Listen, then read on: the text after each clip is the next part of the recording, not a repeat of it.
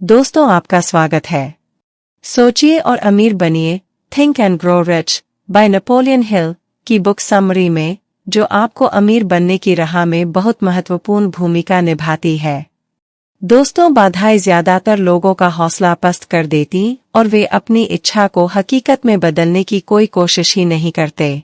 अगर लोग अपने लक्ष्य को निश्चित कर लें और एकाग्रता व संपूर्ण समर्पण से उसे प्राप्त करने में जुट जाए, तो लोगों की किस्मत बदल सकती है। जब अवसर आती है तो वह ऐसे रूप में आता और ऐसी दिशा से आता जिसकी किसी ने उम्मीद भी नहीं की होगी।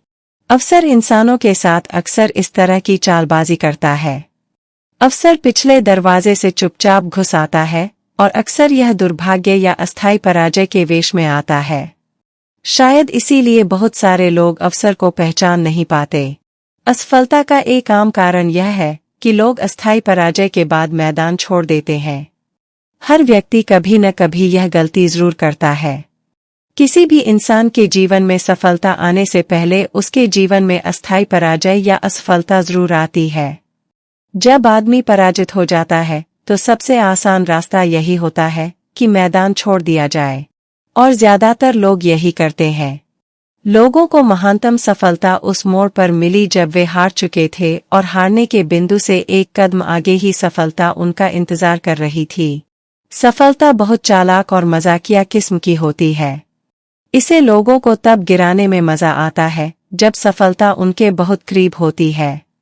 सफलता हासिल करने के लिए इंसान को सिर्फ एक दमदार विचार की ही जरूरत होती है। इस ऑडियो बुक समरी में दिए गए सिद्धांत ऐसे तरीके और नुस्खे बताते हैं जिनके प्रयोग से उपयोगी विचार उत्पन्न हो सकते हैं। जब दौलत आती है तो इतनी तेजी से आती है और इतनी ज्यादा आती है कि आदमी हैरान हो जाता है कि गरीबी के इतने सालों में वह कहाँ छुपी हुई थी। यह वाकई हैरान करने वाला है। यही नहीं, यह उस लोकप्रिय विश्वास के विरुद्ध भी है जिसका मानना है कि दौलत सिर्फ उन्हीं लोगों को मिलती है जो कड़ी मेहनत करते हैं और लंबे समय तक करते हैं।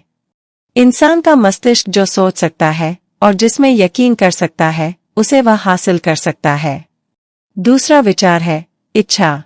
हम तभी सफल होते हैं जब एक निश्चित लक्ष्य चुनते और उस लक्ष्य को हासिल करने में अपनी सारी ऊर्जा, इच्छा शक्ति, प्रयास, हर चीज झोंक दी। इच्छा को इस कहानी से समझते हैं। काफी समय पहले एक महान योद्धा के सामने एक ऐसी परिस्थिति आई जिसमें उसके लिए यह आवश्यक हो गया कि वह युद्ध में अपनी सफलता सुनिश्चित कर ले। वह अपनी सेना को शक्तिशाली सेना के खिलाफ भेजने वाला था और दुश्मन के सैनिकों की संख्या ज्यादा थी।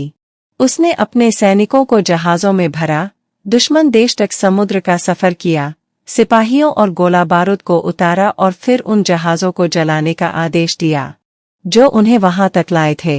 युद्ध के पहले अपने सैनिकों को संबोधित करते हुए उसने कहा, आप देख रहे हैं कि जहाज जला दिए गए हैं। इसका मतलब है कि हम यहाँ से तब तक जिंदा नहीं लौट सकते जब तक कि हम जीत न जाए। हमारे पास कोई विकल्प नहीं है, या तो हम जीतेंगे या फिर हम मर जाएंगे। वे जीत गए। हर वह आदमी जो किसी काम में जीत हासिल करना चाहता है, उसे अपने जहाज जलाने के लिए तैयार रहना चाहिए और अपने पीछे हटने के सारे रास्ते बंद करने का इच्छुक रहना चाहिए। यही करके आप यह सुनिश्चित कर सकते हैं कि आपके मस्तिष्क में जीतने की वह धधकती हुई प्रबल इच्छा बनी रहेगी जो कि सफलता के लिए अनिवार्य है। आप यह भी जान लें कि आप ढेर सारी दौलत कभी नहीं कमा सकते अगर आप में अमीर बनने की प्रबल इच्छा नहीं है, और अगर आप वास्तव में यह विश्वास नहीं करते कि यह दौलत आपके पास होगी। मस्तिष्क की कोई सीमाएं नहीं है, सिवाय उनके जिन्हें हम मान लेते हैं। गरीबी और अमीरी दोनों ही विचार की संतानें हैं। तीसरा विचार है आस्था। आस्था मस्तिष्क की हेड केमिस्ट है। जब आस्था को विचार के साथ मिलाया जाता है तो अवचेतन मस्तिष्क तत्काल इस कंपन को भाप लेता है, इसे इसके आध्यात्मिक समतुल्य स्पिरिचुअल इक्विवेलेंट में बदल लेता है और इसे अनंत प्रज्ञा इन्फिनिट इंटेलिजेंस को संप्रेषित कर देता है, जैसा कि प्रार्थना के साथ होता है। ऐसे करोड़ों लोग हैं जो यह मानते हैं कि वे गरीबी और असफलता में जीने के लिए इसलिए अभिशप्त हैं क्योंकि कोई रहस्यमय शक्ति उनके खिलाफ काम कर रही है, जिस पर उनका कोई नियंत्रण नहीं है। इस नकारात्मक आस्था या विश्वास के कारण वे अपने दुर्भाग्य के निर्माता खुद होते हैं, क्योंकि उनका अवचेतन मस्तिष्क उनके इस नकारात्मक विश्वास को पकड़ लेता है और इसे भौतिक समतुल्य का रूप दे देता है। यदि आप अपनी इच्छा को हकीकत में बदलना चाहते हैं तो आप उसे अपने अवचेतन मस्तिष्क तक पहुंचा दें, परंतु इसके लिए यह जरूरी है कि आपकी वह इच्छा प्रबल और आशावादी हो। आस्था ही वह अमृत है जो विचार के आवेग को जीवन, शक्ति और क्रियाशीलता प्रदान करता है। आस्था धन कमाने का शुरुआती बिंदु है। आस्था उन सभी चमत्कारों और सभी रहस्यों का आधार है जिन्हें विज्ञान के नियमों के आधार पर स्पष्ट नहीं किया जा सकता। आस्था सफलता का इकलौता इलाज है। आस्था वह तत्व व रसायन है जिसे जब प्रार्थना के साथ मिलाया जाता है तो इंसान अनंत प्रज्ञा के साथ सीधा संवाद करता है।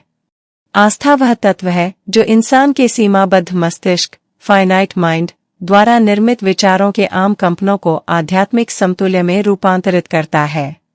आस्था इकलौता माध्यम है जिसके द्वारा इंसान अनंत प्रज्ञा की वैश्विक शक्ति का दोहन और प्रयोग कर सकता है। चौथा विचार है आत्मसुझाव। दोस्तों, आत्मसुझाव की श्रेणी में वे सारे सुझाव और स्वयं को दिए गए वे सारे उद्दीपन आते हैं जो हमारी पांचों इंद्रियों के माध्यम से हमारे मस्तिष्क तक पहुंचते हैं। दूसरी तरह से कहा जाए तो आत्मसुझाव स्वयं को दिया गया सुझाव है। यह अवचेतन मस्तिष्क और चेतन मस्तिष्क के बीच संवाद का प्रमुख माध्यम है। आत्मसुझाव के सिद्धांत का प्रयोग करने की आपकी योग्यता बहुत हद तक इच्छा पर एकाग्रचित होने की आपकी क्षमता पर निर्भर करेगी, जब तक कि यह इच्छा धधकती हुई आग की तरह प्रबल न हो जाए। आपके अवचेतन मस्तिष्क को प्रेरित करने के लिए कहे, मुझे विश्वास है कि मेरे पास इतना पैसा होगा। मेरी आस्था इतनी दृढ़ है कि मैं इस धन को अपनी आंखों के सामने अभी देख सकता हूँ। मैं इसे अपने हाथों से छू सकता हूँ। यह मेरा इंतजार कर रहा है कि यह मेरे पास आए और उस अनुपात में आए जिस अनुपात में मैं अपनी सेवाएं दूंगा। मैं उस योजना का इंतजार कर रहा हूं जिसके द्वारा मैं इतना धन कमा सकूं, और जब मुझे वह योजना मिलेगी तो मैं उस पर अमल करना शुरू कर दूंगा। कई दार्शनिकों ने यह कहा है कि इंसान इस धरती पर अपने भाग्य का निर्माता स्वयं है, परंतु उनमें से अधिकांश यह कहना भूल गए हैं कि वह अपने भाग्य का निर्माता क्यों है। इंसान अपने भाग्य का, खासकर आर्थिक भाग्य का निर्माता किस तरह बन सकता है? इंसान स्वयं का और अपने आसपास के माहौल का निर्माता बन सकता है, क्योंकि उसके पास अपने अवचेतन मस्तिष्क को प्रभावित करने की शक्ति है। हर मुश्किल, हर असफलता, हर दुख में इसके बराबर या इससे बड़े लाभ का बीज छुपा होता है। पांचवा विचार है विशेषज्ञ ज्ञान। दोस्तों, ज्ञान दो तरह का होता है। एक है सामान्य ज्ञान, दूसरा है विशिष्ट ज्ञान। सामान्य ज्ञान चाहे कितनी भी मात्रा या विविधता में हो, धन के संग्रह में यह अधिक उपयोगी नहीं होता। इंसान की सभ्यता में सामान्य ज्ञान के जितने रूप हो सकते हैं, बड़े विश्वविद्यालयों में यह सभी रूप पाए जाते हैं। ज्यादातर प्रोफेसर के पास बहुत कम पैसा होता है। ज्ञान देना उनकी विशेषज्ञता है, परंतु वे इस ज्ञान के संगठन, ऑर्गेनाइजेशन या उपयोग के विशेषज्ञ नहीं होते। ज्ञान से पैसा नहीं आता जब तक कि धन के संग्रह का लक्ष्य न बनाया जाए और इस लक्ष्य को प्राप्त करने के लिए कार्य की व्यावहारिक योजना बनाकर इस ज्ञान को संगठित न किया जाए और बुद्धिमानी पूर्वक इसका प्रयोग न किया जाए। इस तथ्य की समझ का अभाव ही वह सबसे बड़ा कारण है जिसकी वजह से लाखों करोड़ों लोग इस गलत धारणा में विश्वास रखते हैं कि ज्ञान ही शक्ति है। ऐसी कोई बात नहीं है। ज्ञान केवल संभावित शक्ति है।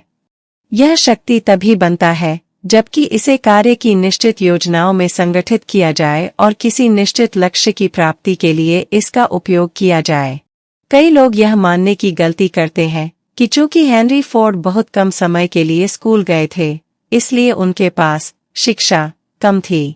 जो लोग यह गलती करते हैं वे दरअसल शिक्षा का सही अर्थ नहीं समझ पाए हैं।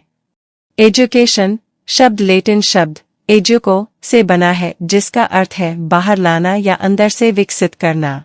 यह जरूरी नहीं है कि वही व्यक्ति शिक्षित हो जिसके पास सामान्य या विशिष्ट ज्ञान की प्रचुरता हो। शिक्षित आदमी वह होता है जिसने अपने मस्तिष्क को इस तरह से विकसित कर लिया है कि वह जो चाहता है उसे हासिल कर सकता है और इस प्रक्रिया में वह दूसरों के अधिकारों का हनन नहीं करता। अगर आप में कल्पना है तो यह बुक समरी आपको एक विचार प्रदान कर सकता है जिससे आपको वह दौलत मिलनी शुरू हो जाएगी जिसकी आप इच्छा रखते हैं। याद रखें, विचार ही प्रमुख वस्तु है।